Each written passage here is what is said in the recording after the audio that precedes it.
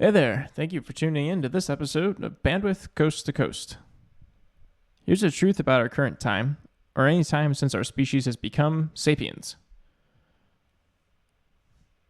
How we interact with reality around us is an emergent effect from the philosophy we choose to subscribe to. Life forms tend to be set onto a path. A fern is to photosynthesize, a frog is to leap, and sapiens, perhaps the only part of our wise moniker befitting the label it bestows, are set onto a path of philosophy. Yes. We have the ability to kill at a distance. Our arms have been engineered over evolutionary cycles to be perfectly adjusted to generate thrust for a throw, which might have set us down a path of making more and more advanced projectiles. We have novel social groups, and unlike nearly any other species on the planet, we can live in solitude or small pairs, as well as large groups and cosmopolitan societies, which makes for the ability to survive the most chaotic of challenges and work together to make the pyramids. Insofar as I've really sat and pondered this, the biggest unique quality that makes us what we are is our ability to have an idea or set of ideas that shape the very way we view and interact with reality around us. Cannibalism is repugnant, but not to some species, and neither is it to some cultural groups of sapiens. Look left and right at the world around us, all the endless news cycles, equally as endless discord about the next thing that comes up. It's all a product of the philosophy of the individual or individuals who are producing it. So very much of the complicated present moment we live in is an emergent quality of the philosophy that many of us unknowingly entrench ourselves in. Putting it rather plainly, philosophy is what we make of thinking, and in turn, what we encourage from that thinking is inevitably how we end up viewing reality. We can see the world in one way or another, but what's most important along the way is to not forget that it is our choice in how we see the world. For if we only continue on with comfort, what we're taught or what we've always thought, we're going to lose out on a lot of moments worth noticing and a lot of opportunities to better our reality in the individual and community. This episode ignited all types of thought within me, from how we can better come together as a collective species to resolve our relationship with the Earth, and also why it is so hard for most of us to see that lost connection, let alone mend it. Each time I've talked with Ron Goode, the tribal chair of the North Fork Mono tribe, he deposits wide chunks of previously unknown history and wisdom. In this exchange, little has changed, with the exception of us for a bit driving out of the known and into the mystic, unexplainable, yet real. In this episode, Ron riffs with me on the type of philosophy abundant in America today, what better ways there are for us to think about tending a forest, issuing better hunting tags, stories from his childhood, before ending on a truth about our time. If you ever have a moment, I encourage you to join or donate to one of the cultural burns that Ron puts on. He's a wellspring of knowledge, and I truly hope those who are in charge of managing our lands will start to listen to his words, instead of merely hearing them. Well, without further musing by me, you got a call to action, a bit of rhythm, then my conversation with Ron Goode, tribal chair of the North Fork Mono tribe.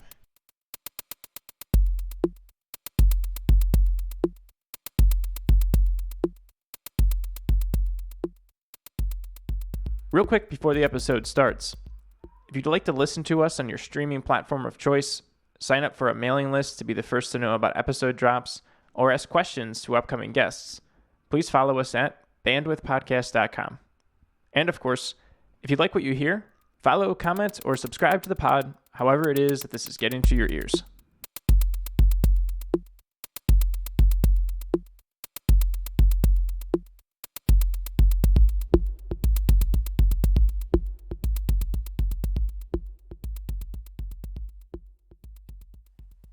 All right.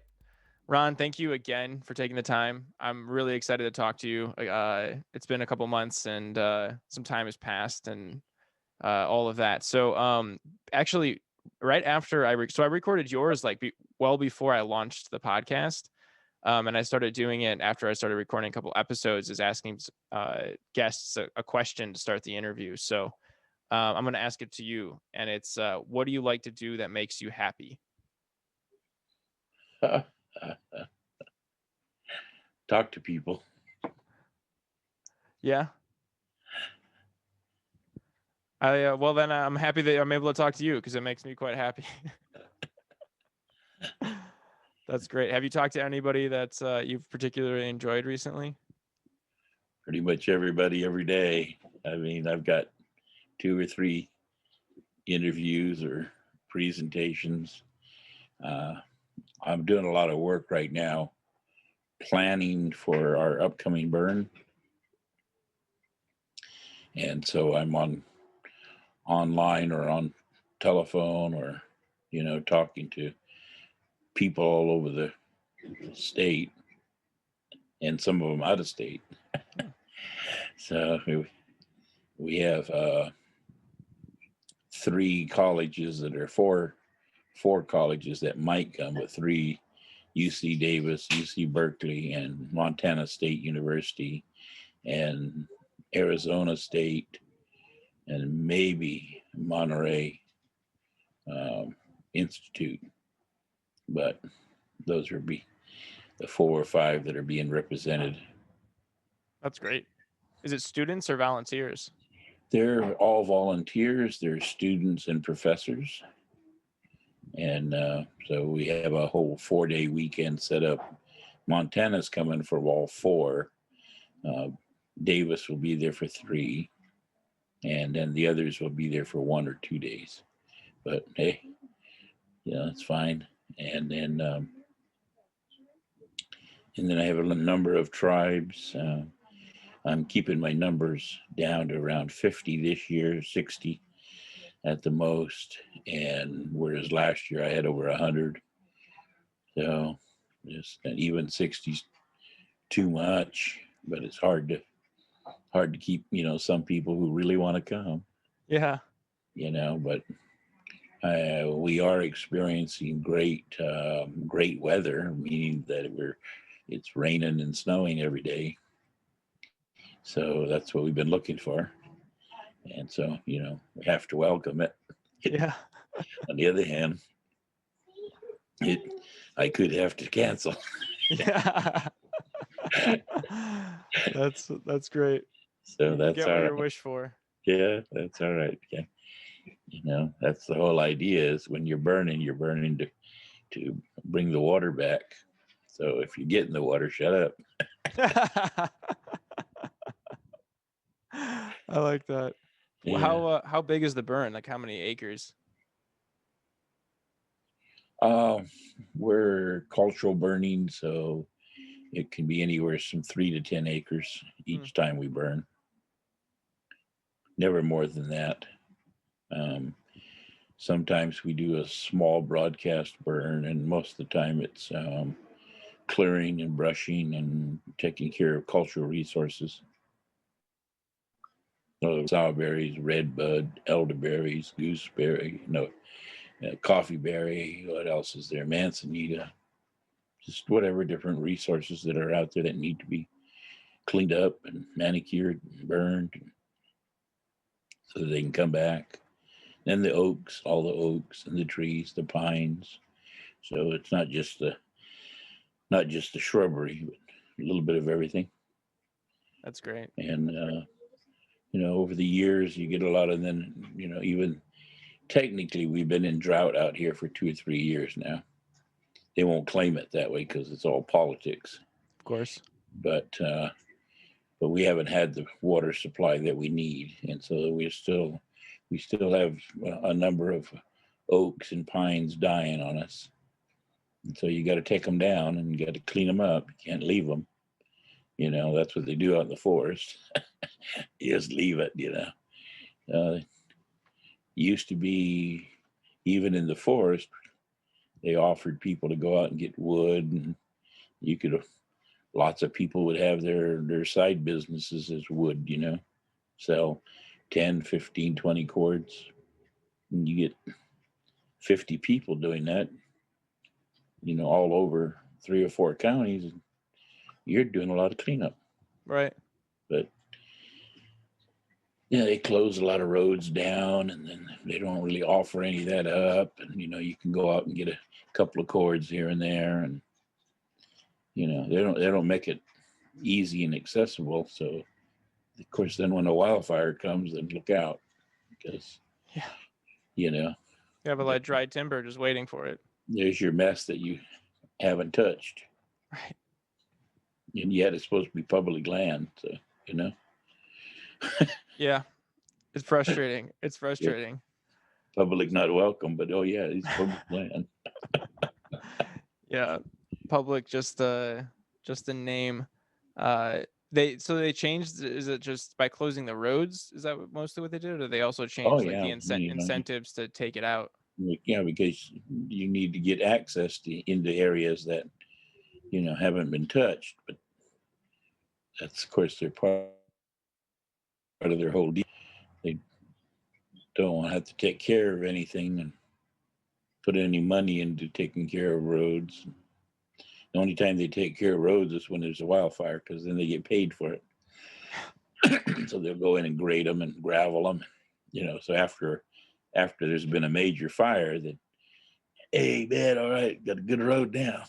you Oh know, my god. so, thank you, fire. Yeah, And yeah. now we got a good road.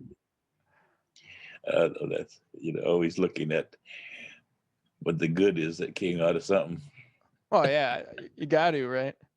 But Hmm. it's an unfortunate emerging trend in our government, and I no longer live in California, but I definitely saw it when I was out there, which is not fixing something until it's already blown up and staring you in the face, and you have no other choice. Well, this creek fire that we had out here, the biggest single fire in California history, minimally 500 million, right? Right. Half a billion. And yet you could have taken 5 million and taken care of the land, maybe 50 million. All right. Maybe we'll stretch it 50 million, but 500 million, that's what it cost us. And how many fires did we have? Thousands of, Right. hundreds of great big ones. So I don't know, we we just don't seem to get our priorities right. Too much noise.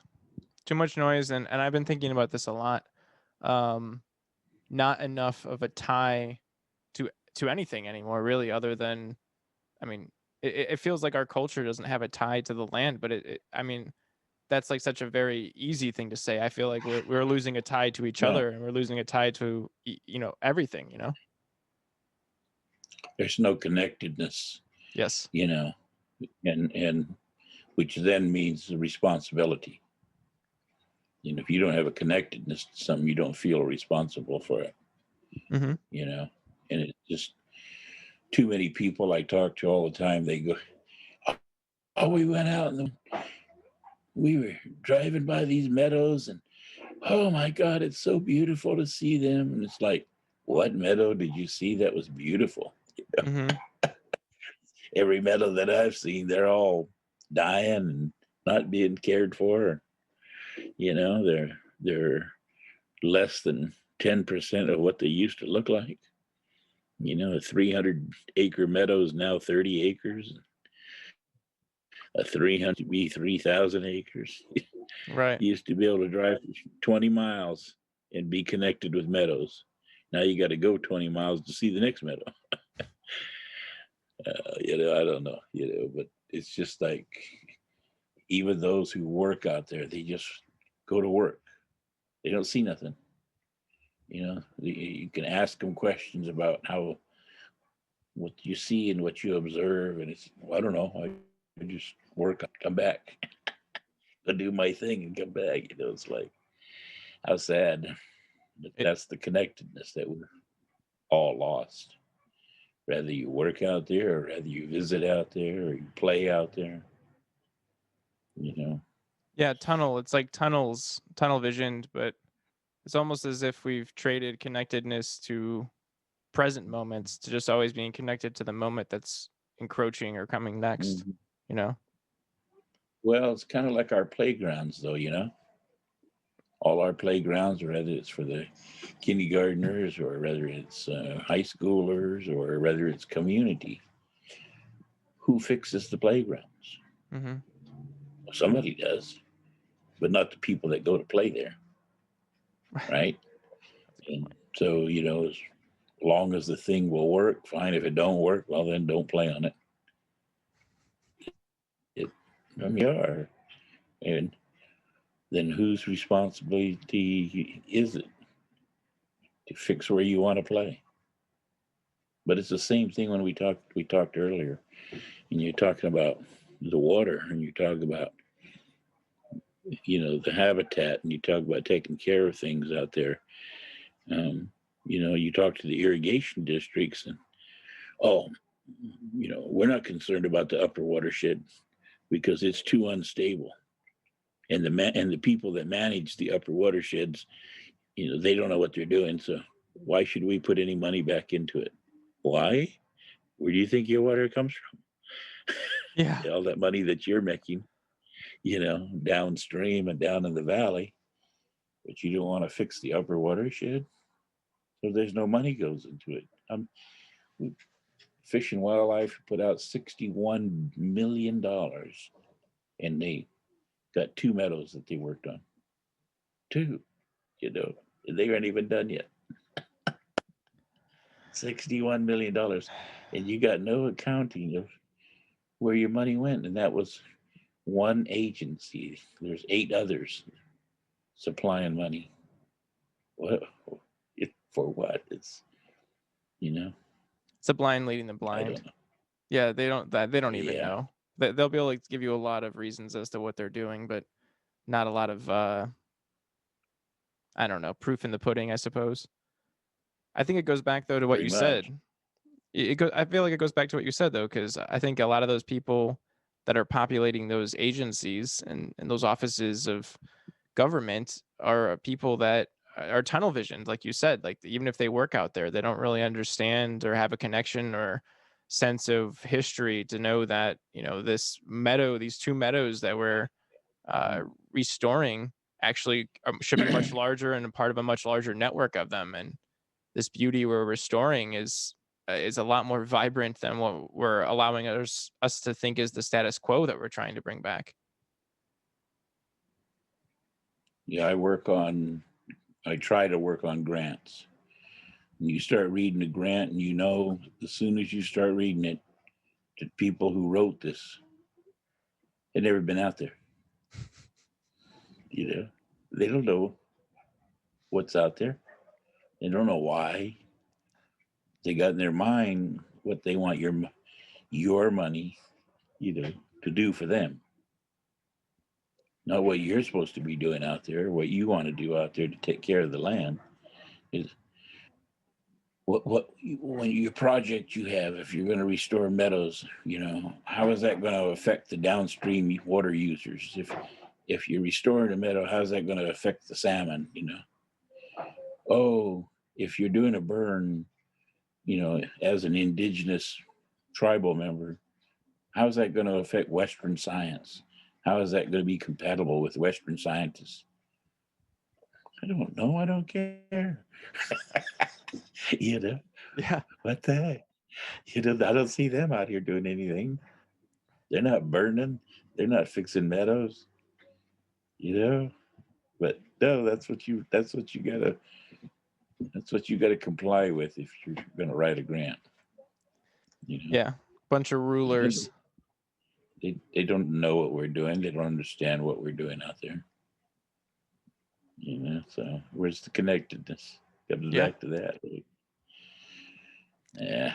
It's we've become a society that's obsessed with what's quantifiable, and what you work in is the unquantifiable, right? That's good words. There you go. That's good words right there. Yeah, that's quite true. Just working with what you gave me. But, well, it goes back to as I've said before, what's the philosophy we're still living on? What's the philosophical content that we're still abiding by, Mm-hmm. right? And it's the European concept of what we want, and everything's about economic development. Everything's a commodity. Doesn't matter if it's water, trees, the land, minerals. Everything out there is a commodity, and that's how it gets treated. And so if it can't make you money, what are we doing with it? I've worked on the forest revision plan. Now, when it comes to wilderness, they're, they stated it plainly, wrote it. Wilderness. If you don't touch it, you don't mess with it, it won't cost you anything. So let's have some more wilderness because that's less land that we got to deal with. And we're not getting enough money. So let's just put it all into wilderness. What do you Ignorant. think? What do you think wilderness was or is? And how many archaeological sites are out there on these wilderness grounds? I mean, do you don't think that indigenous people they didn't take care of it? You couldn't pass through the wilderness when you came from Europe or came across America? Yes, they did. The trails were wide open. All you got to do is read Muir, read Fremont, you know, read the people Walker, read these people that came through in the 1800s. They tell you wherever they went, the trails were wide open. The forest was wide open. You could see. That's because the forest was kept at 40% canopy or less, not 80, 90% the way we got it now. So, it's just that's the thinking that was put in place when they wanted more trees. They were kicking the Indians off. You can't be burning. We don't want you burning. We want more trees. So they planted more trees. Oh, we can't have burning, so let's suppress burning. Get them Indians out of here. This, the pretty soon is get them sheep out of here, get them goats out of here. Wow, already got rid of the grizzlies, already got rid of the elk, already got rid of the wolf, getting rid of the Indian. That's how we think. That's the philosophy we're on. And then you want more. What another dam? We want tunnels. Oh, we got to get rid of them little fishies. We don't need those little fish. They're just in the way, right? You want solar energy? Oh yeah, man, we need solar energy.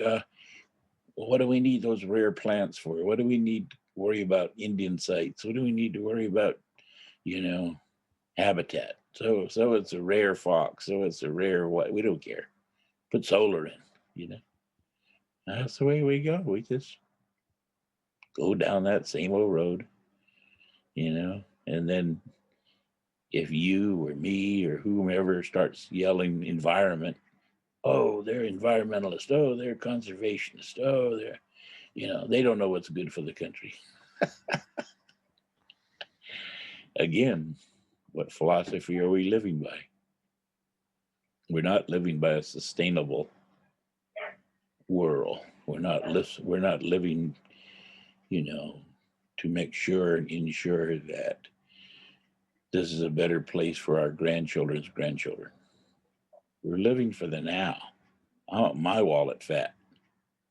My wallet needs to be fat like everybody else's. That I can give a rip about my grandchildren's grandchildren.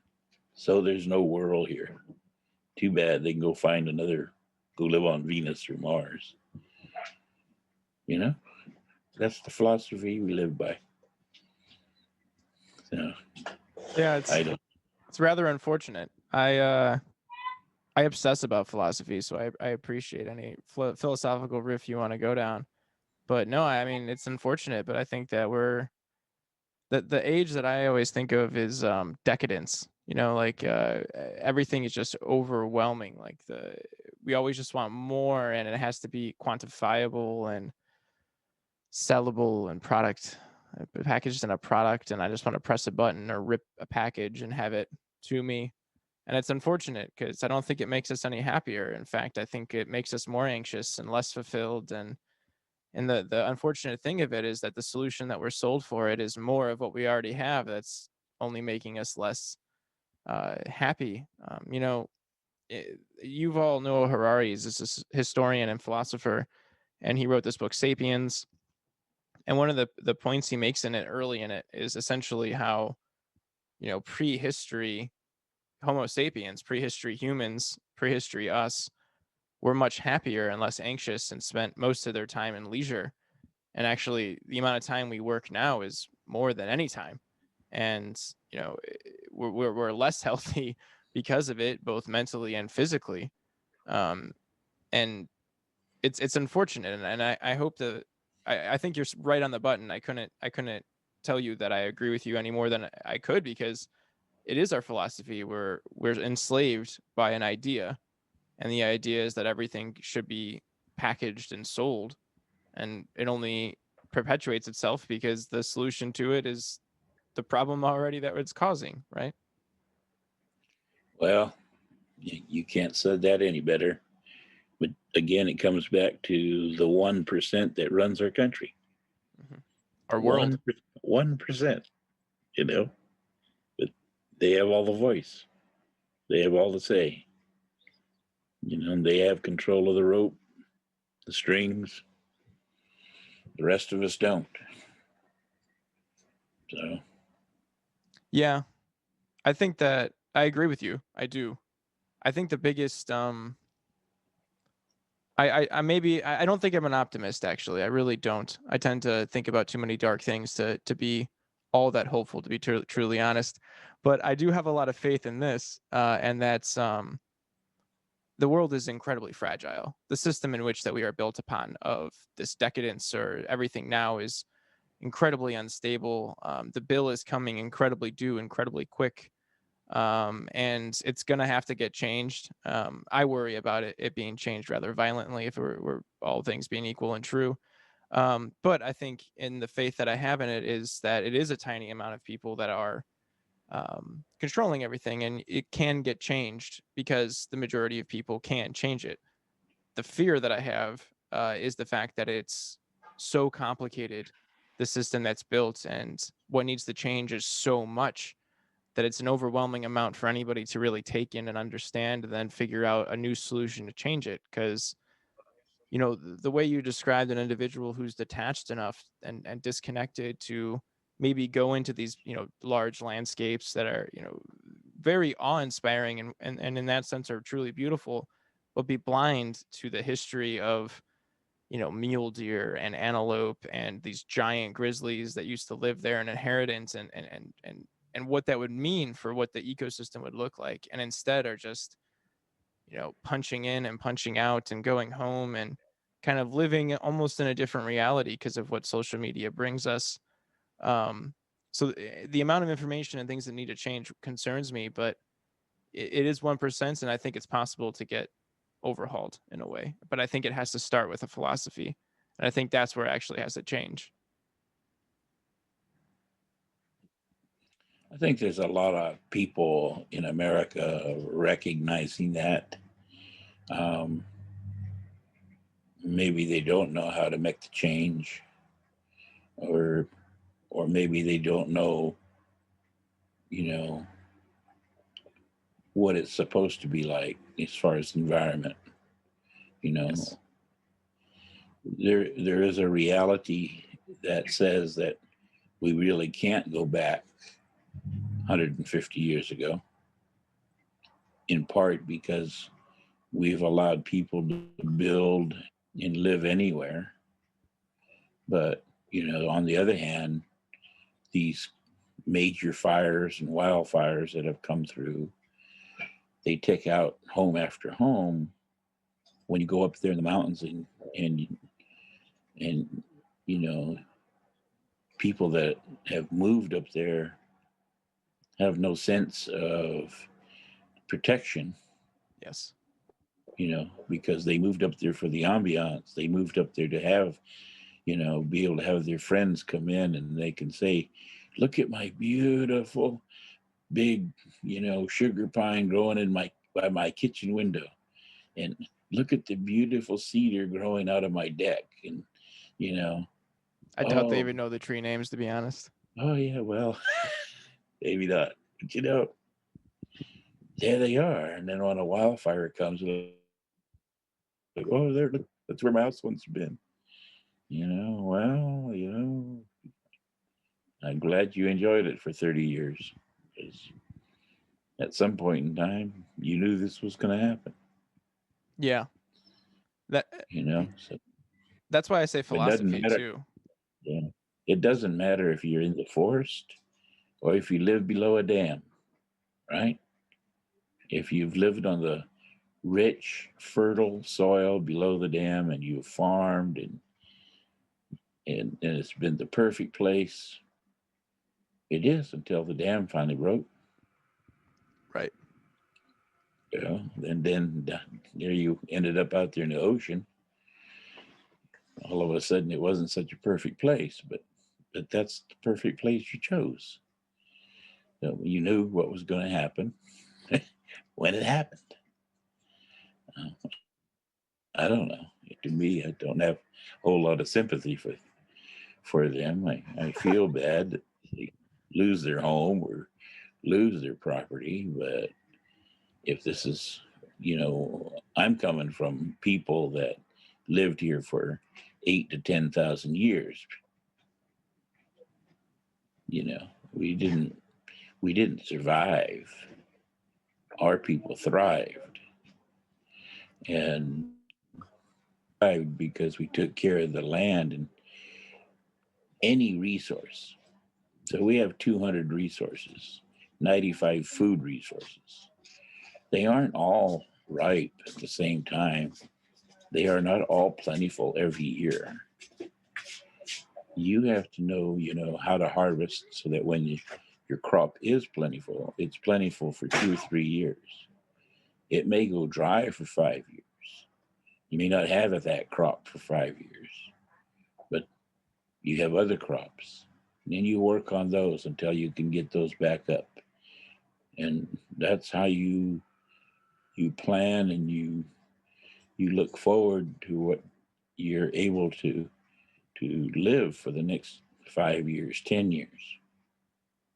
You know, this is a good place. I don't.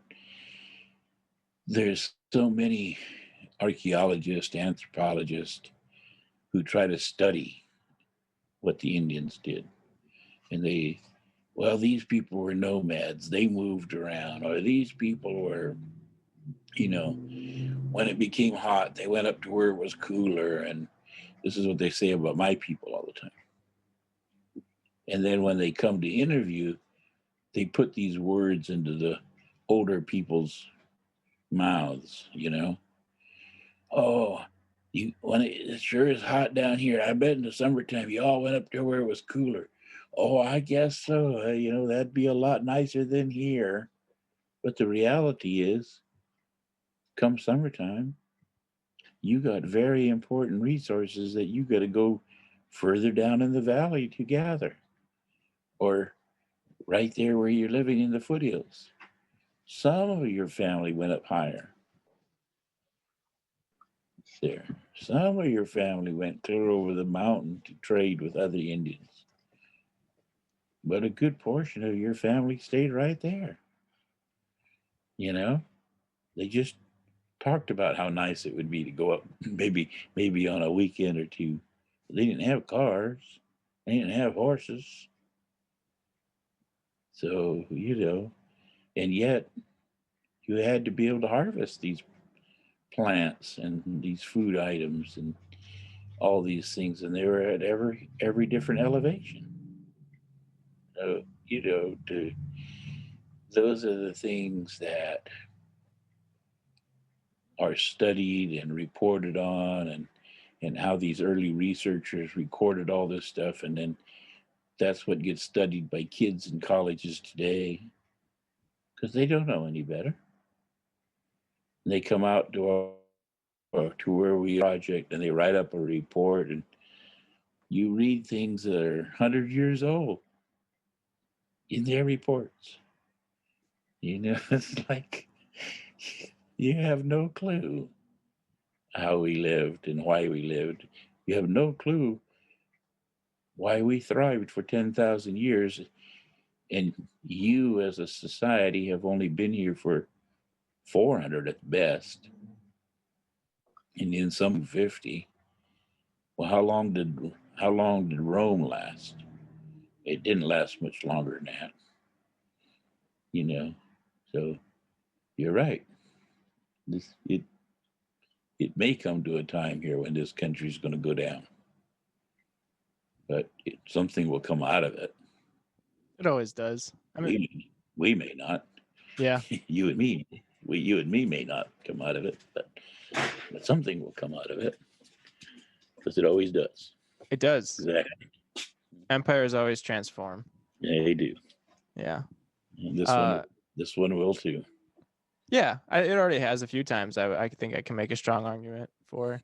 Um, I have faith in people, and I have faith in people when they're given choices, and I do cherish the fact that we have more choices in America. So we can change, and hopefully, what we transform into is better. I'm not naive enough to think that every transformation is for the good, because typically it's not, but I think it can be.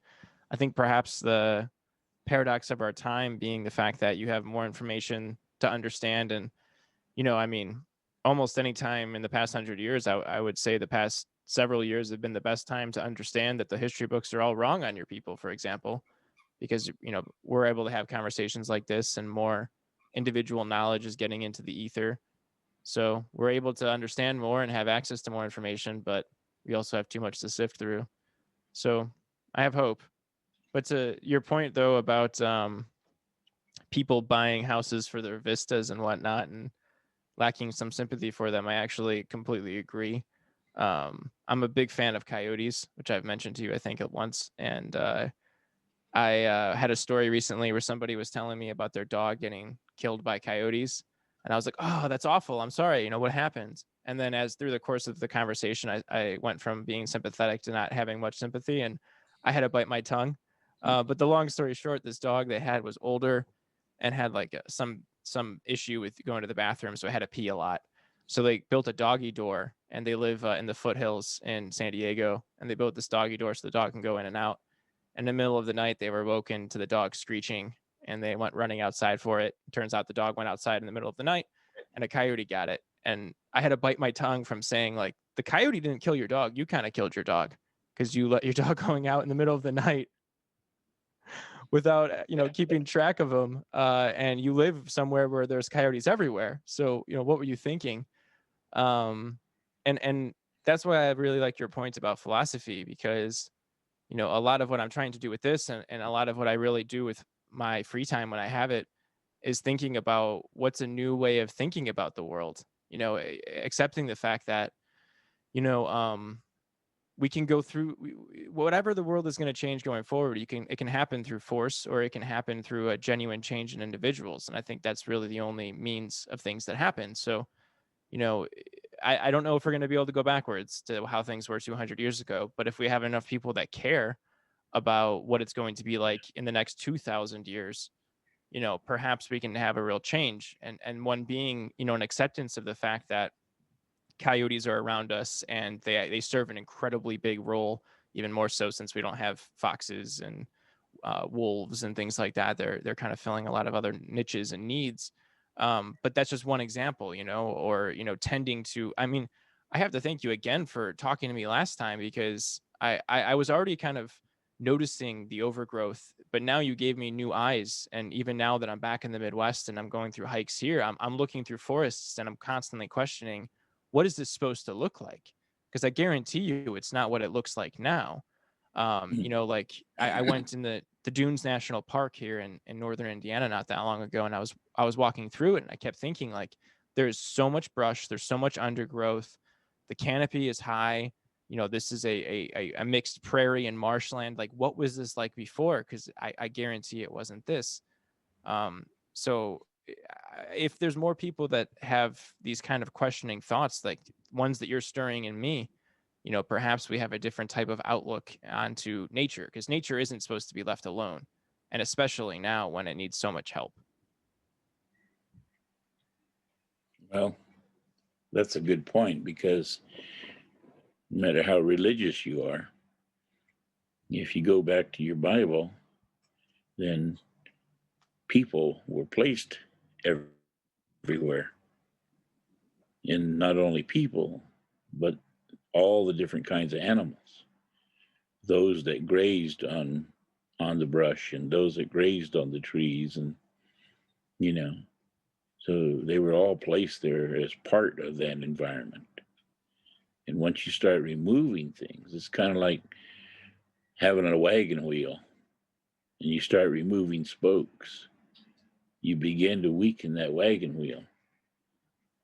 How many ruts and how many creeks and how many gullies are you going to be able to hit before that wagon wheel shatters because you've removed too many spokes?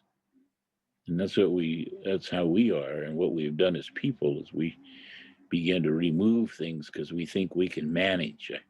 I've told you before, I hate the word manage, because these guys don't know how to manage. Um, Take deer, for instance. You know, um, I argue with Fish and Wildlife all the time. I'm, here in Central California, and I'm from the mountains.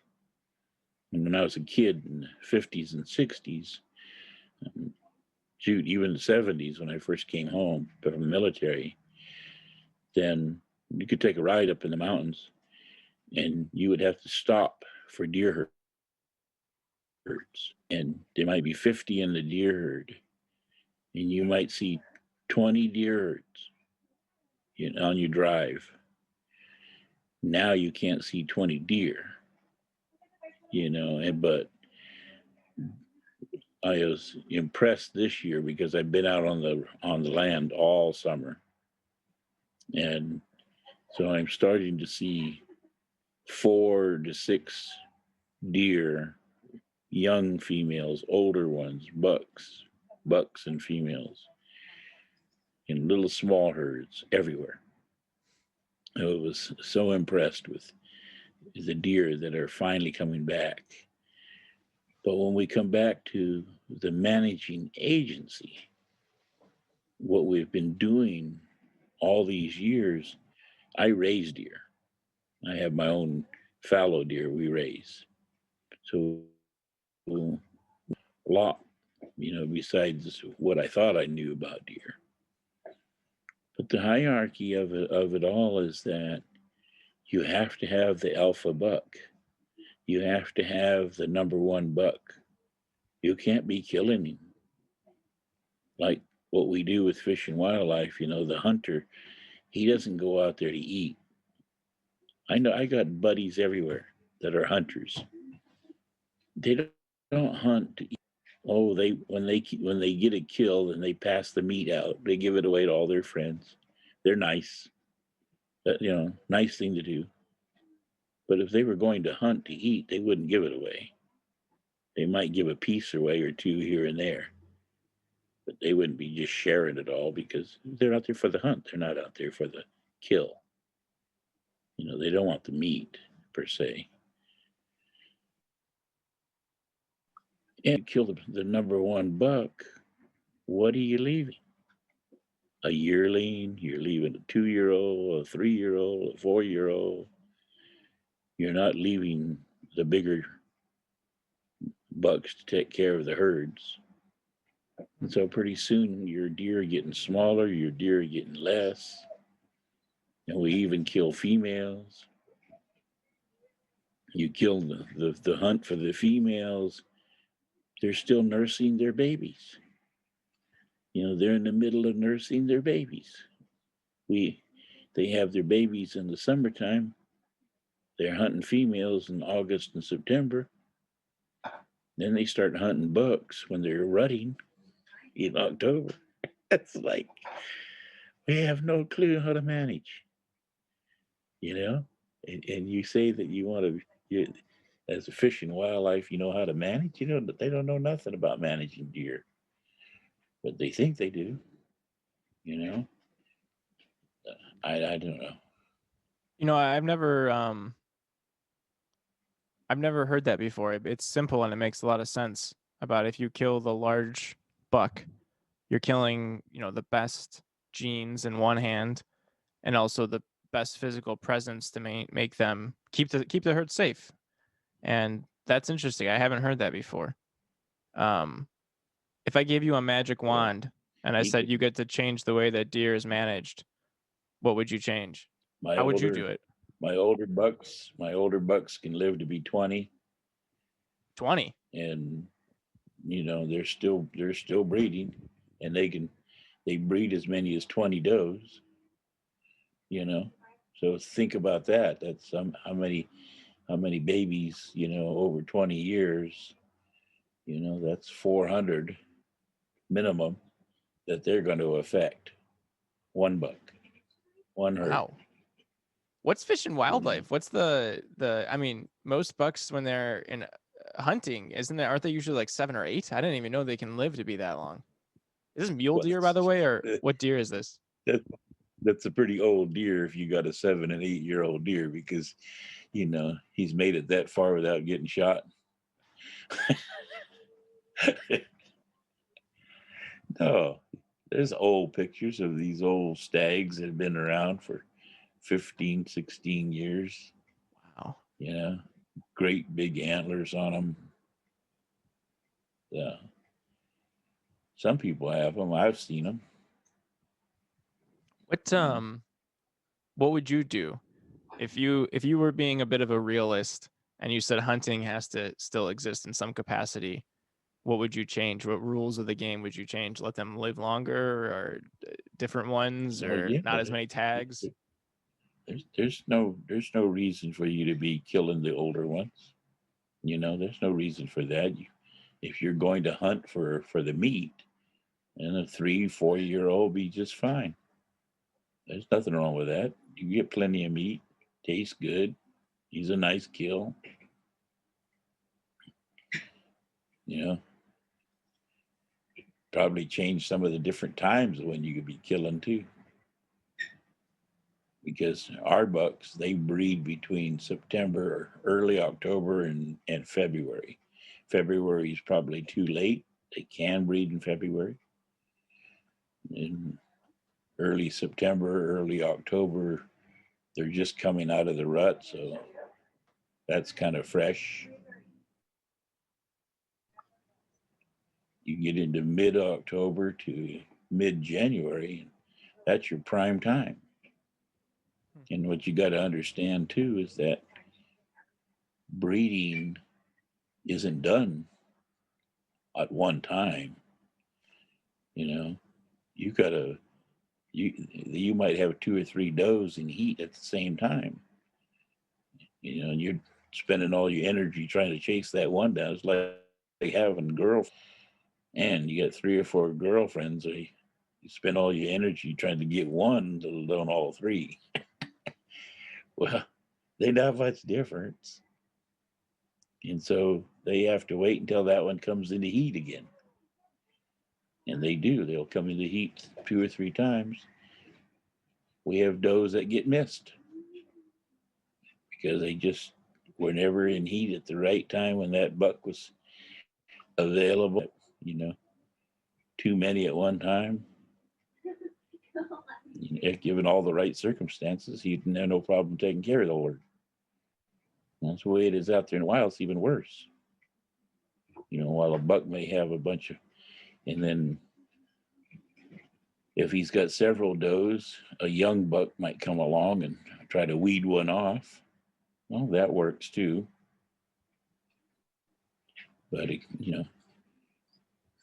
don't know. There's just different things that we just don't have right in any of our agencies that what they're doing, and it's all about money because their operation is ran by how many licenses they sell. And then people have to be able to actually kill a deer once in a while to be able to want the enormous prices for licenses. I don't know. So that's even for us, they charge us almost $400 for our annual license to house them. It's just I know that these other guys, they pay up to $800-900 for a license, and that's the big revenue. So it all comes back down to that again: economic development. You know, sell them licenses. But what are you doing for the deer? How are you making sure that and they got to eat? They got to be fed. They're not going to get fed on brush that's old. They need young brush. When we restore the meadows, the young oaks that are coming up to 3 and 5 years old, you can go out there and I can show you pictures after picture of the little baby deer and the young deer mothers bringing their babies over to eat that little sprout. And if you have 100 seedlings on your meadow, most of them will all be eaten. And that's what makes the oak bushy. Eaten on. If it hasn't been eaten on, it's going to grow straight up, and we call those post oaks.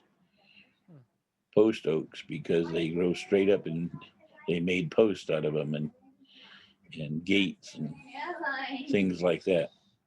But they weren't nibbled on by the deer. If they're nibbled on, then they're going to become bushy and have a big canopy, broad-based canopy.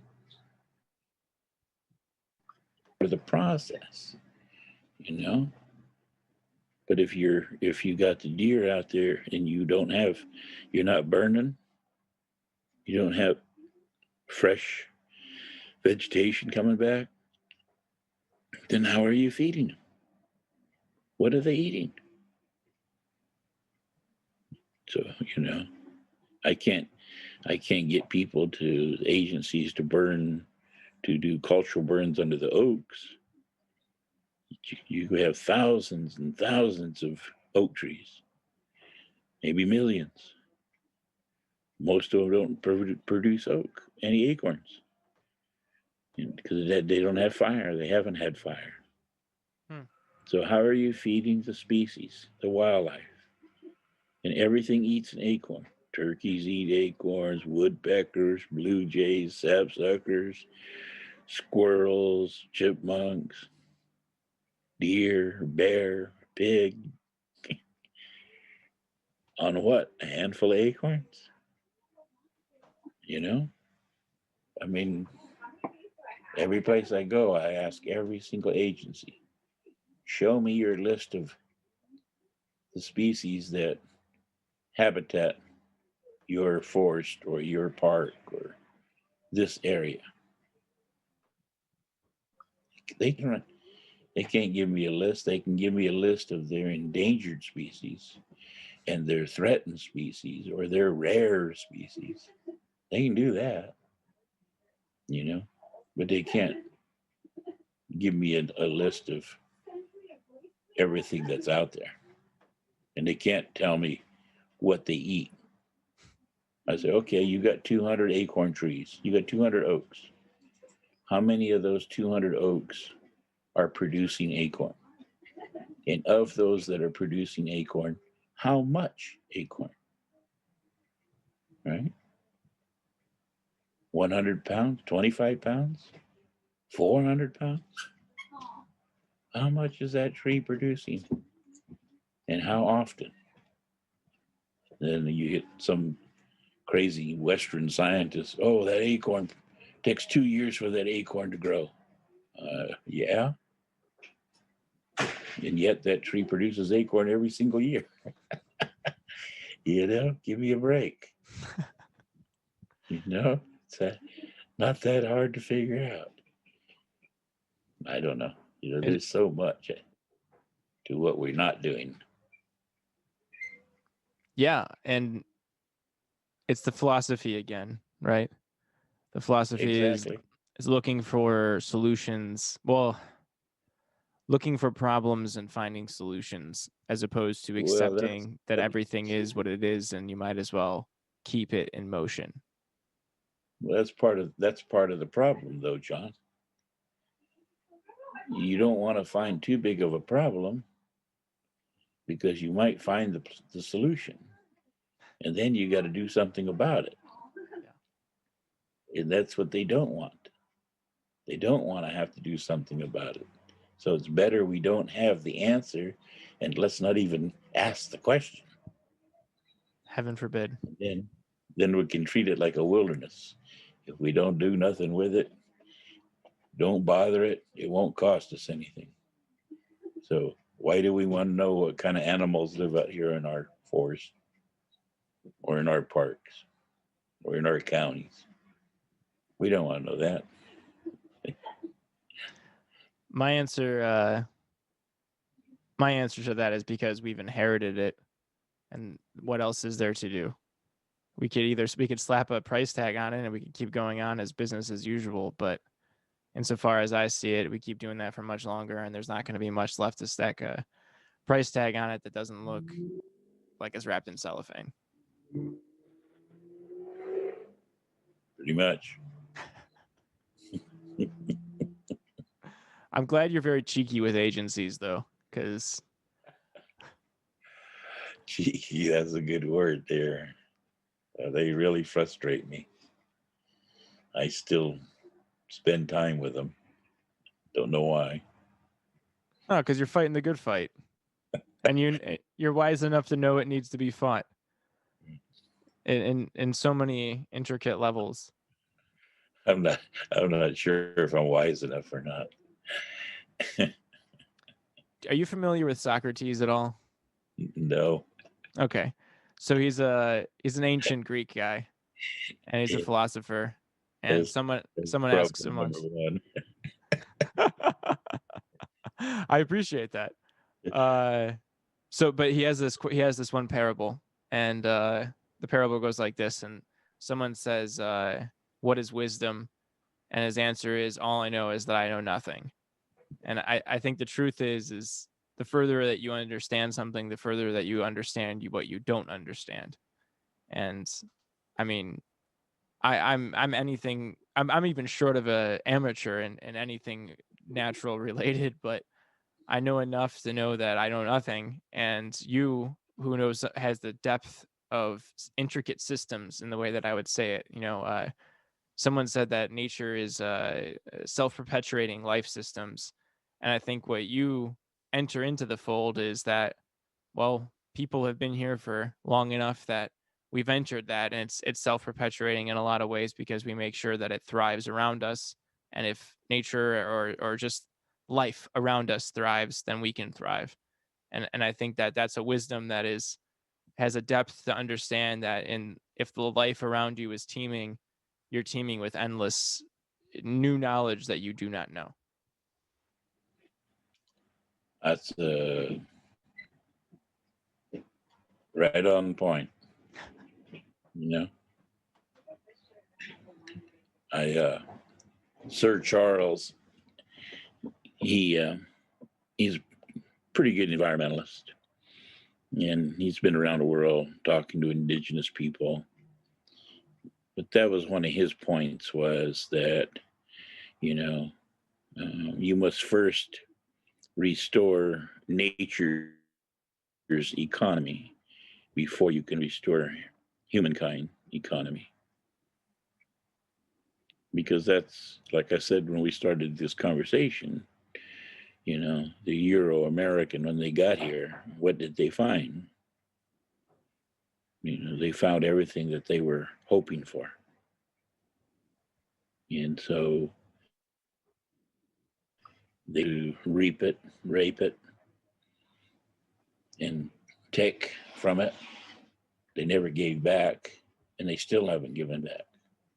They're still taking, they're still reaping, and they're still raping. Well, when does their plundering stop?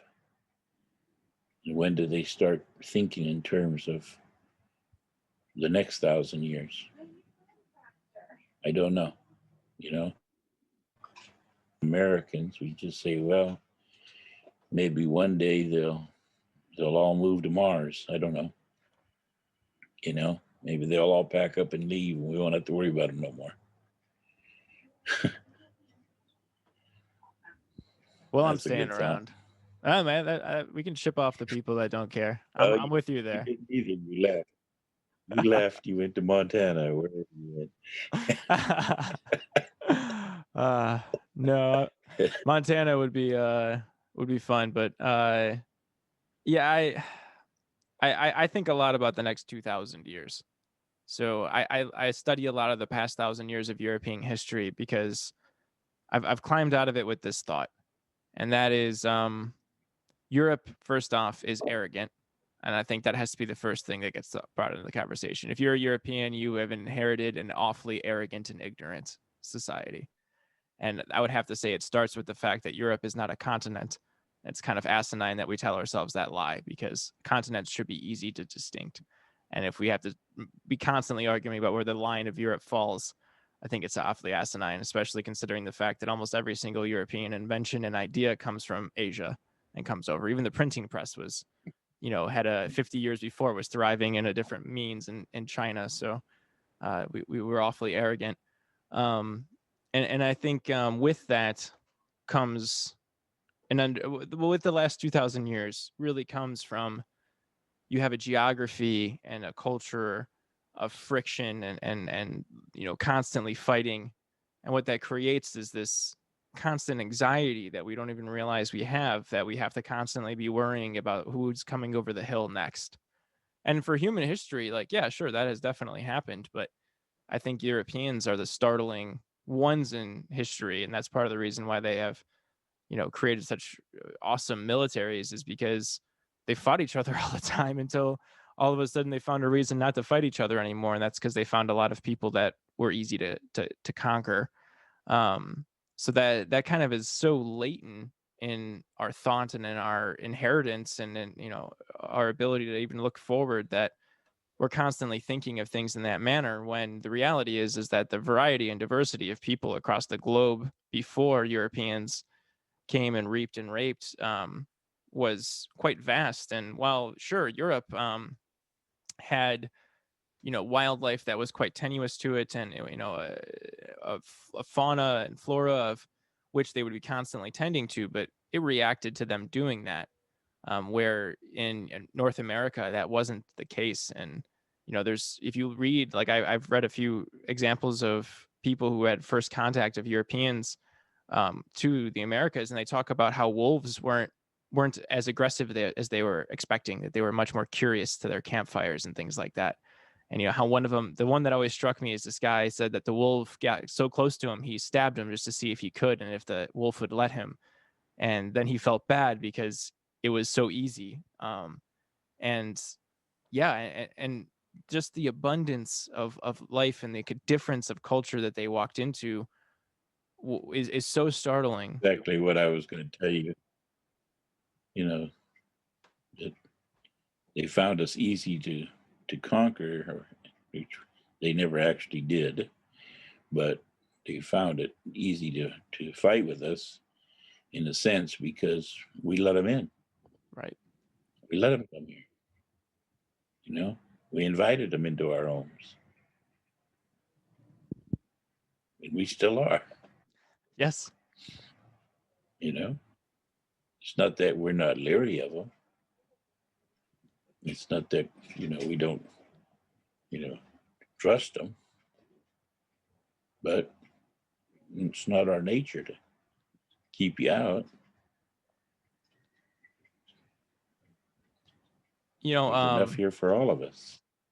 there You know, is, if we look at it differently, right? that's right. Yeah, That's why I it's obsess so much about philosophy. It's because how do you see out in the world? That really is what philosophy is, right? Like the acceptance that I can think about myself and I can think about the world around me and I can view it how I choose, because I'm a Homo sapien. That is what we do. And the acceptance, once you accept that, you accept your role, that you are something different, and what is your mode of thinking and viewing the world from there? Listen to our new president's, when he was being sworn in, and they had this nice preacher got up there and talked. He was doing real good until he got to the end of his talk, and he talked about dominion. And it was like, well, did real good until then, because that might be the word written in most Bibles. It wasn't the word that God made. It wasn't the word that God used. It's the word that's written in the Bible by some man. But the reality is, we don't have dominion. We were put here as just one of the species. We think it goes back to the same thing. We think we were the only ones put here, that we were the ones put here to take care of everybody. It's just like you read the Bible. It tells you that in the beginning, everybody spoke to everybody. The animals spoke too. But you ask people today, can animals speak? 99.98%. 99.98% will tell you absolutely not. An animal cannot speak. But there is that little bitty 0.02% who knows that animals speak, that they can talk. I myself have been talked to by dogs a couple of times with actual telecommunications, heard them talking to me, and I spoke back to them. Brief conversation, but I know that it happened. And I know many other people who talk to their horses, talk to their rabbits, talk to all different kinds of animals, and animals talk back to them. You just have to be able to listen to them and hear them. It's not that we don't do that. It's there. We're the ones that shut it out. And we're still shutting them out. Don't know. Yeah, the further we get from life, I don't even want to use the word nature anymore because I feel like it gives the wrong sense. It's really life, right? The less that we get connected to it, I think of those 98 and almost 99% of people, or whatever the percentage may be, of people who don't believe that animals have some form of communication like that, I think they probably not spend enough time around their dog, or perhaps they don't know how to train their dog, which is probably the more likely of the case. How much time we got? We got another 40 minutes or so. Oh, we're good then. Yeah. Do you have a hard time do you have a hard stop at 4:30? No. Okay, I can keep going as long as you want to go. It's 3:49 now. Yeah, we scheduled at 4:30, but I'm down to keep going as long as you can. Oh, okay. I enjoy talking with you. I cherish these moments. I hang on every moment. Honestly, Ron, I really cherish talking to you. It's quite lovely. Well, let me give you a story. Please Are you ready do. for a story? I'm sitting and ready. I don't know if your listeners are ready. So I do a lot of all my life of my past, how my people did things, how they got around, how they communicated. And one of the things that this summer we had the opportunity to record and GPS and map our entire historic Mono Trail coming down along the San Joaquin River from the top of the world at 9,200 feet in Lake Cadiza, right under Mount Ritter banner, and followed the river as it goes all the way to the ocean. And, you know, putting our trails back on the map and actually going to see which route would have they taken, why would they have gone this way, and then putting the people on the map, putting the people in, where were their trails, how did they get from here to there, finding, you know, 3 or 4 of our older 1800s, and then going to visit that land and find that there's only like 1 or 2 ridges, and that at 3,000 foot, you could step off the mountain and end up in the river at 1,000 feet in one step. How then did these 80 and 90-year-old people walk around on this land, travel on this land? And when we were back there into this wilderness, I'll use the name wilderness, but it ain't a wilderness, but it's pretty wild, even though because it's all owned and been owned by ranchers, and we're talking about 40, 50,000 acres of several different ranchers and Bureau of Land Management, Forest Service, all these different agencies. So there's bears everywhere, pigs everywhere, turkeys everywhere, all lions everywhere, all this wildlife, you know, still living there. And they were there when these old people were walking around.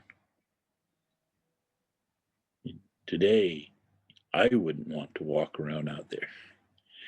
No, knowing that there's a bear on every single road and there's a lion on every single mountain ridge, and, you know, by myself, without a gun, probably, you know, just maybe with a poto we call a stick, a walking stick. And yet they did it because we've mapped it out to where this family married that family and this person, you know, went from this place to that place, miles, on some of the roughest terrain you can even think about. Now, taking that a step further, then discovering who some of these people were. In my people, it's been written by anthropologists and others, you know, but to use a term that religious people won't like, but they understood wizardry, sorcery, if you want to put those kind of terms to them. We don't. We use the word power. Your power that's inside of you. The power that's inside of you, most people barely use 10% of your brain. The smart ones might use 20 to 30% of your brain power. There are other cultures. I've studied martial arts all my life. Kung Fu, Judo, Karate, you know, even boxing. These things, to understand these sports and be masters at it, is not a physical aspect. It's a mental and it's spiritual. So when we look at our older people talk about their power, they understood their spirituality. They understood who they were. They understood their connection to the land, and they understood the power they possessed.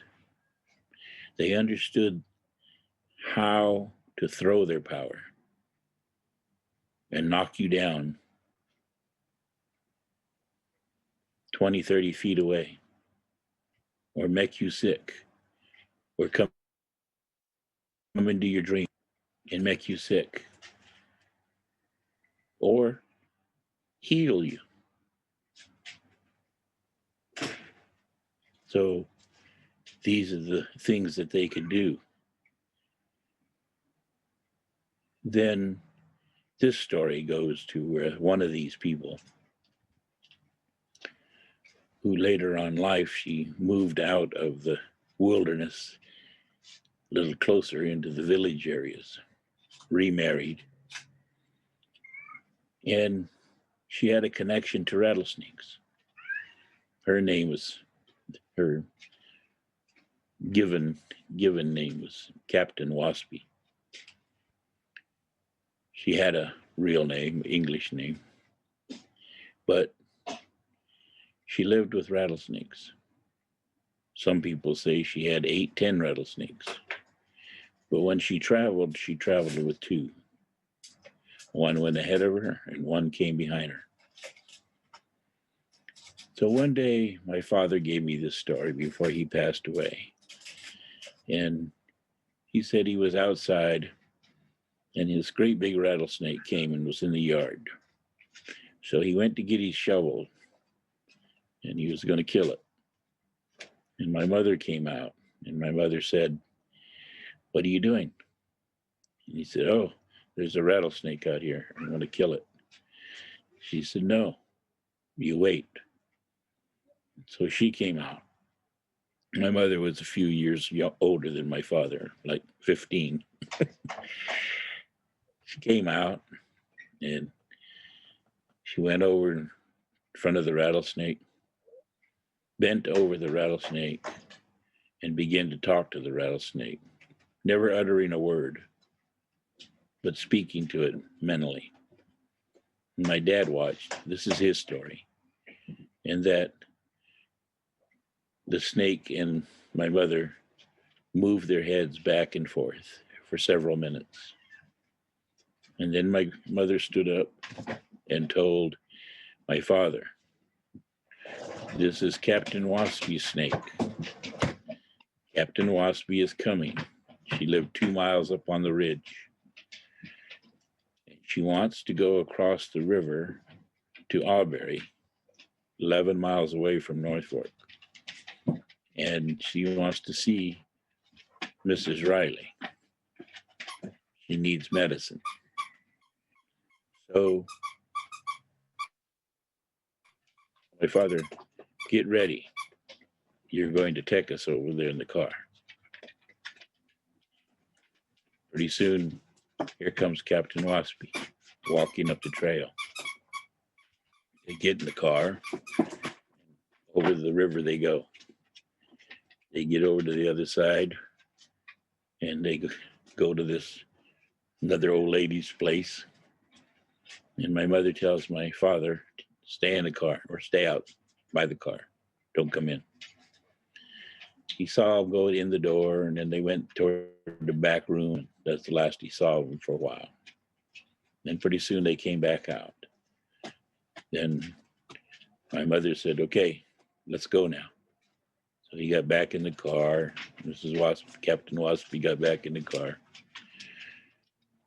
And my dad started talking, you know. Did you get what you came for? Did you get, did she do what she wanted? My mom, of course, her famous shh. She told her, "Hush, don't ask. Let's go.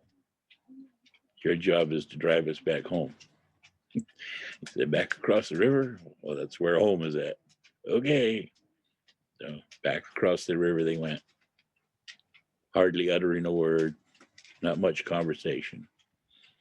Just before you go down from Albury down into the river, then you come back up, to where our place was, about 4 miles up from the river. Just before you get to our house, our turnoff, there's you can see toward our place about a half-mile away. And then you got to go around a big corner, and you get to the gate. And then it's another half-mile back down to the house again. Well, when they got to the opening, Mrs. Waspy started talking in Indian real loud. And my father understood some, quite a bit, but he didn't quite understand everything she was saying. So he turned around to kind of look at her. And my mom yelled at him, "Turn around, watch the road." Well, what's she saying? What's she want? Told him to hush again. But when they got up close to the gate, she was still talking. The old lady was still talking. And my mother told my father, "She's talking to her rattlesnakes. She has 2 of them.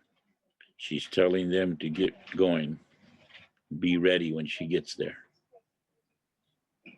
And so my dad said he only saw the one. So he got out, opened the gate, drove through, closed the gate, and drove down the road as fast as he could carry them. When he got to the house, he got out of the car and he went straight across in front of the house to the trail that she was on. Stood by it, not right at the trail. He stood back a little ways. And there was one of her rattlesnakes coiled up at the head of the trail. And when he looked down the trail before it went down to the creek, there was her other rattlesnake going ahead of her. And then she walked by him. You never look at people. You never look at the old ones. You always look down. You always look away. He said, but a very, very cold spell went through and every hair on the back of his neck stood up as she walked by. And she mumbled and grumbled something, maybe saying thank you, who knows. But when she got to her rattlesnake, she talked to it and she went ahead and her rattlesnake followed her. That was her 2 snakes. But the idea of this story is she talked to her rattlesnakes a half-mile away and let them know what she wanted and where she was at. And they listened. And when that rattlesnake first showed up, my mother talked to it. He knew exactly what the old lady wanted and that the old lady was coming. We had no telephones. There was no other means of knowing except that communication. And I can tell you story after story of other kinds of communications. But this is just a prime example of where we are in the conversation that you and me are having in terms of being still able to speak to our other species, to be able to understand what our species needs, what this world needs, what our environment needs. You have to be able to talk to it. You have to be able to understand it. For a period of time, I was giving the closing blessing in Sacramento for California American Indian Day during the early 2000s. They invited me up every year to do the closing blessing for all the people, for all the tribes. Before I would go, this was late September, 4th Friday of every September. Before I would go, I'd be out in the woods, out in the meadows, and I'd be talking out there, and they would be talking to me. And when I got up there, the people would ask me before I was done, is it going to rain this year? Is it going to snow this year? What kind of weather are we going to have? And I would tell them, and I would be correct, year after year after year, because of the ability to be able to listen, hear, and feel what's going on around you. We still have to have that connectedness. If you don't have that connectedness, how are you going to know what is needed? When you get around these agencies, they have no connectedness. None. They don't even hear you. They don't hear me when I talk. They don't. They listen because out of respect, they'll give me a few minutes to run my mouth. But that's it. They already have, they already know what they want. They know how they're going to do things. I've been with these agencies all my life. And I ask all these people when I'm in meetings, what you've been doing for the past century, what you've been doing for the past 2 centuries has not worked. What century do you think is going to work for you? Because whatever you've been doing hasn't worked. I just got done with the Dinky Collaborative. It's one of the United States has 22 restoration collaboratives. The Dinky is one of the lead restoration collaboratives in the United States. We have 34 really good partners. I was with them for 10 years. They spent $10 million, not a dime on meadows and not a dime on oaks. I'm done. I'm through working with them. But, I was there. They didn't listen. They're not going to. And yet, we just got done with the biggest wildfire we've ever had in history. And there's another one coming. So I don't know, it's the whole concept here is, when we talk about what needs to happen, the changes that need to happen, I keep telling people change is not going to happen. Not right now. Because we have nothing but old people running these agencies. They may not be that old, but they're old in thinking. They're old in their ways. And they can't change them. Old dogs can't learn new tricks. You just throw them a bone, pamper them a little bit, wait till they retire. And hopefully get some young college people trained. I keep telling all the young college people, go find agencies, go find conservations, go find, reserves and preserves and go work there. Grow, find out what you need to know. Maybe one day you'll take over an agency. But if young people try to go to the forest and the park, they get told we don't do business like that. That's not how we do things. Well, it comes back again. How you been doing things for 2 centuries? Has it worked? And when do you think it's going to work for you? I'll tell you one more story. You ready? This is a good one. Yeah, please do. Keep going. Okay. You'll laugh. So there was a white man. He went to the cemetery and he took flowers. And every time he went, he took flowers for his loved one. And next to him was this Chinaman. And this Chinaman took rice. And every time he went, he took rice. And next to him was an Indian. And this Indian took acorn. And every time he went, he took acorn. Pretty soon the white man said one day, hey, when do you think your people are going to come up and eat that rice and eat that acorn? The Indian and the Chinaman looked at each other, and then they looked at the white man and they said, "Same time your people come up and smell flour." That's good.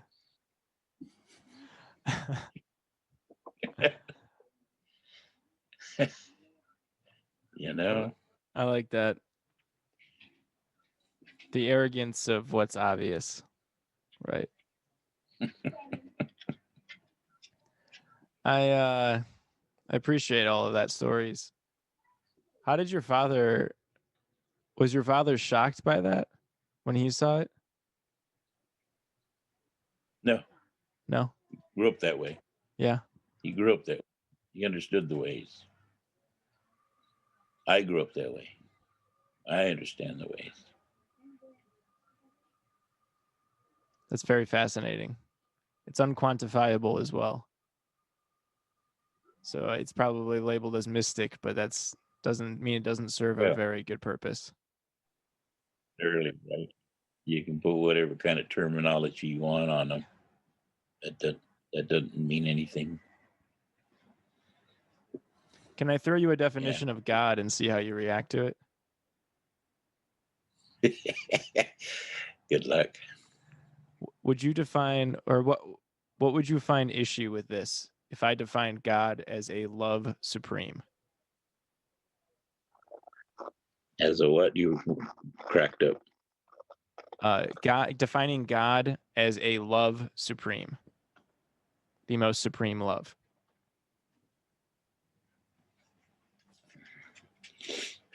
Is that God of Venus or what?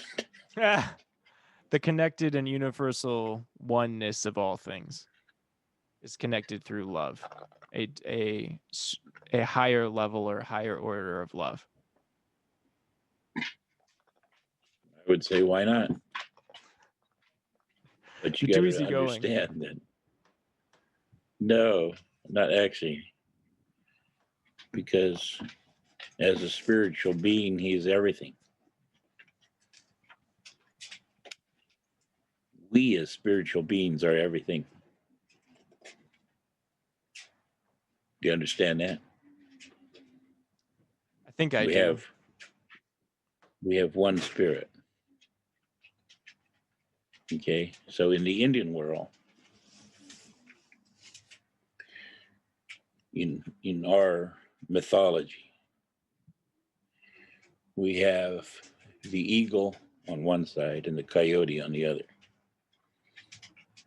And these are the eagle is a bald eagle. He represents the water. The coyote represents land.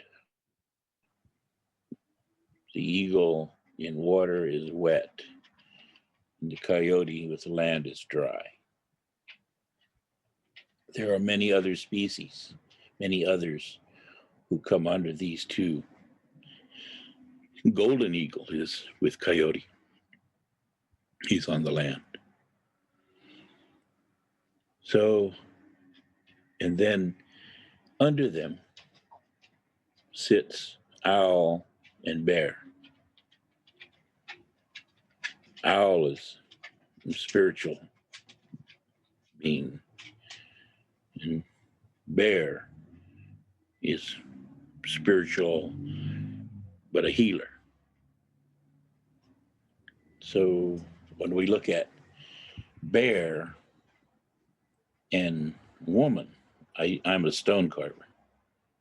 I have carved a bear with a woman naked. Only the woman can ride the bear, because the bear and the woman are in charge of the home, they are in charge of love, and they are in charge of medicine. Those are the three things they are in charge of. So they are one and the same. So today you have cultures and you have religious groups who try to pit the man, as in charge of the home. But he's not. It's not his job. Yes, today we have men who stay home and the women go to work. even if she's working, she's still in charge of the home. And even if he runs the home, she's still in charge of the home. That doesn't change. Love is still there because that's what it takes. The medicine is still there. The bear is in charge of medicine because he's head of the forest. And that's where the medicine is at.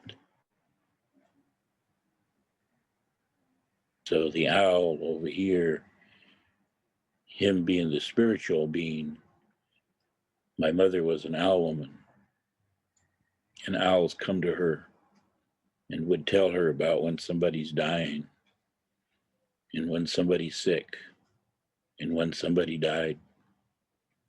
Not the greatest thing that you want something to come to you. And many Indians don't like the owl. They don't want the owl because they know what the owl does. And so doesn't matter if that's what's there. Doesn't matter because those things, we are both, we are all. I am from the dry, I am from the wet. I am from the spiritual, I am from the love. And my spirit can go in any direction. I can be straight. I can be gay. I can be soft. I can be hard. Because I am everything. I am all things. There may be things that happen to, like a river that flows. It makes changes. Things can get in its way, and it may change its flow. It may change its direction of where it's going. Those things happen. But that's still flowing. And that's our spirit. We're given that spirit. It can be all things because Creator is all things. And when you understand, understand the Bible, understand the religious teachings, we say as people, as Indians, that everything's our relative. We treat everything as our relative because Creator gave all things life. He gave all things life. He gave rock life. Rock has life. Water has life. Tree has life. They all have a spirit. We have a spirit. Every animal, every ant, every spider, every bug, every bear, every deer, every lion, they all have a spirit given to them by Creator. So therefore, we're all related. If you treat everybody like that, then we're all in relationship to each other. If you don't, then you're separating yourself out, you know? Right? Yeah. It's kind of like the atheist that was out on the trail. You know? He doesn't believe in God. And then he runs across this grizzly bear. And he sees the grizzly bear and he says, "Oh my God. Oh God. You know, I've never believed in you, but I'll tell you what, if you make this bear a Christian, I'll forever believe in you." And so God listened to him. The bear got down on his knees, and the bear folded his hands, and the bear did a prayer. And he said, "It's a meal that I am about to partake." And the bear thanked God. God made him a Christian.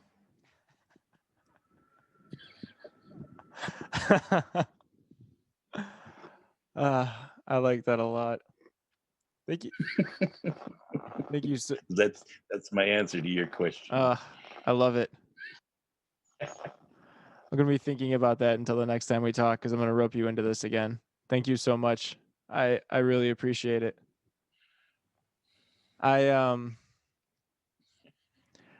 There's this author, and he has this speech that I bring up a lot.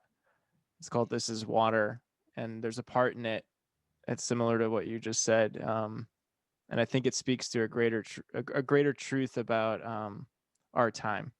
If I could help translate what you just said into our audience here, and so there's two people in a bar, and as he puts it, they're getting into that special intensity that comes with about the fourth beer, and the one guy's an atheist and the one's really religious. And the really religious guy says, I don't understand. How could you not believe? And the atheist guy says, I don't understand. How could you believe? And something happened, a few weeks back, and the atheist is talking, trying to prove his point. And he says he's out in the wilderness and it's cold, and they're, some remote town in Alaska, and he's lost. He doesn't know where he is. And he knows surely he's about to die. So he drops to his knees and he says, God, if there is a God, please save me and I'll believe you. And then the religious man interjects before the atheist can finish. And he says, well, you're here in front of me. Why aren't you believing? And the guy goes, come on, man. What are you talking about? It wasn't God that saved me. It was the two people that crossed my path. And the point of it that he makes, and I think it's great, is the same experience to two people can mean two wholly different things. To the religious man, it reaffirms his belief, and to the atheist, it reaffirms his. But the greater truth among both of those perspectives is that regardless of what you believe in, we all worship, and you just are either aware and you're active in that worshiping, or you're unaware and you're a slave to it, because both of them could be true. It could not have been God that time, as he so graciously had the bear genuflect before eating the person. It could have been just the fact that there was two hikers, but it also could have been God that sent those two hikers. And I think at our time, we can either choose to believe that we have a connectedness and a universal oneness in all of it, and we can choose to believe something as lofty as I subscribe to, is that it's all based on love, or we can continue going on in the pace that we're going, and we can speak to the people that are forebears of our ancestors, such as yourself, or we can speak to people that are even just the greatest philosophers of our time, and we can know that we are living a hollower and less sanctimonious and fulfilling life than we have before. So what are we going to choose to believe? Yeah, exactly.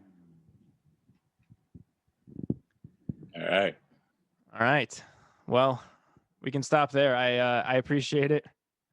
I would love to have you on again. I would love to have you on as a reoccurring. I didn't ask you any of my water questions, but I had too much fun.